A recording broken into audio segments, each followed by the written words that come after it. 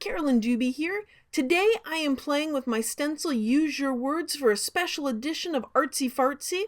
I'll explain that part in a minute. What I'm doing right now is working on the back side of the stencil, and I am spraying it very generously with Dylusions inks. I did it on that big piece of paper because why waste a drop of ink? That'll get turned into a background for something. And now right into the journal I want to work in, I am putting down the stencil. And the goal here is to transfer the ink. So what I'm doing is using that paper towel roll to kind of push the stencil down as evenly as a paper towel roll does. And then when I lift it up, what I'm going to be left with are some wonderful inky lines. And don't worry that it's not perfect, because it's perfect for what I'm going to do with it. To color in the words that I want to color in, I'm not going to do it to every one of them. I am going to play on the benefits of using a water reactive spray ink. I use Dylusions here. It really reacts to water. All that's in that little cup is water and a thin brush. I am tracing over things, and it is activating the ink. That's those little bits of ink that are the outline that give me the edge of the word. Now I'm filling them in.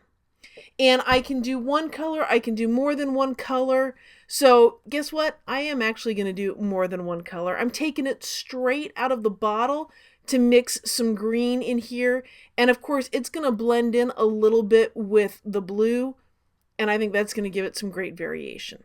Well, while I'm filling this in, let me fill you in on Artsy Fartsy if you're not familiar with it. That is something that I do with Maria McGuire.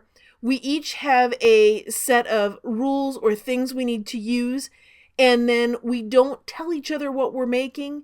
When the post goes live, that's when we get to see what each other made for the first time. And we started doing this because we don't live near each other, but we wanted the fun and excitement of being able to create and make art and play together. So that's what Artsy Fartsy is for us. That's why it's a big deal that we don't have any idea what the other one's doing until it's revealed on our blogs. For this Artsy Fartsy, it was to use Your Words, and everything else was up to us. So be sure once you finished watching this that you take a peek over at what Maria made. I really liked how this looked with just the green and the blue. But then I added the pinks into it, the pinks and the purple, and I really loved how that looked. And I could have actually stopped at this point. I really liked how it looked, but I decided to push it a little bit farther, and I put the yellow around the edge. Be honest with you, at this point, I didn't like it. I didn't like how the yellow looked on there, so we'll just call that an oops, an outstanding opportunity that presented suddenly. Which led me to grabbing a bigger brush and some water and just sort of creating big blocks of blue over the words that I hadn't colored in with using the paintbrush and the Dylusions. And yes, I don't really like the yellows, so I start coloring in other parts. That yellow's still there, but now with a little blue on it, it's turned to some more green, and so it's not as much yellow. Wanted to add some rub-ons to this. I had this sheet of butterfly rub-ons that I've been hoarding for way too long, so it feels great to actually use something up instead of saving it for that mythical perfect project. Do want to make sure that you let your page completely dry before putting rub-ons on it. Learned that one from experience.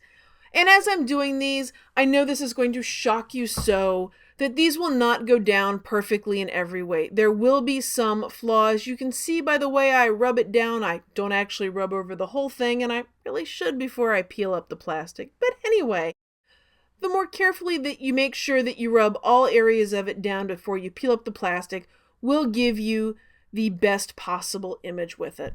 Of course, you can tell, not that big a deal to me here.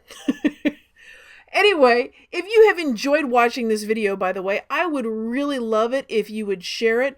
That is such a fantastic way to totally bribe my muse into getting me back in the studio and making more of these free videos that I can share with you. And subscribing to my YouTube channel also bribes that muse. Wanted to add some more to it, so I started using some colored pencils and tracing around the butterflies, very loosely, obviously. And going over the words themselves also, adding some more layers, getting some more color on there, because if I don't have every color in the rainbow involved, it's just not quite enough for me, it seems. And the colored pencils really weren't cooperating. I had to keep sharpening them, leads kept breaking, And then one actually even, I sharpened it repeatedly and it kept breaking. So I decided I'll just use the little nub with my hand. And then I just kept fiddling with it.